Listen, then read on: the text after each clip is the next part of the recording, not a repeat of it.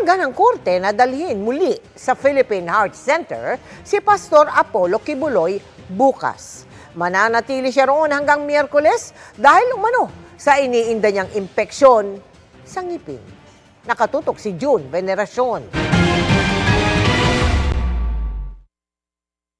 Sa bisa ng utos mula sa korte, nitong November 8, unang dinala sa Philippine Heart Center si Pastor Apollo Kibuloy matapos ma-diagnose na merong irregular heartbeat.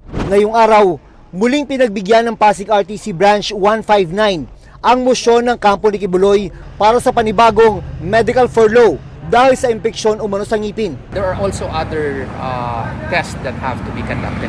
As to the details of it, hindi ko pwede talaga masabi. Yung infection na yun, anong naidulot sa kanya? Anong dinadaing niya? Masakit? Paano ba? Of course. May discomfort? May discomfort sa kanya. Bukas ng umaga, inaasahang dadalhin sa Philippine Heart Center ang founder ng Kingdom of Jesus Christ mula sa PNP Custodial Center.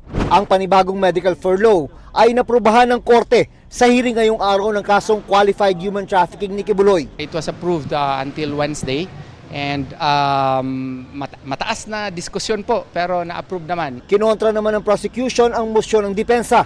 Pero we believe that this is in circumvention of the court's order denying the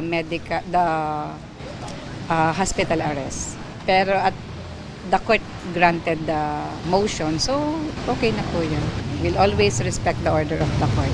sa January 10 sa susunod na taon, itutuloy ang pagdinig ng korte sa kasong qualified human trafficking ni Pastor Apollo Kibuloy, kung saan inaasahang ihaharap ng prosekusyon ang kanya umanong biktima.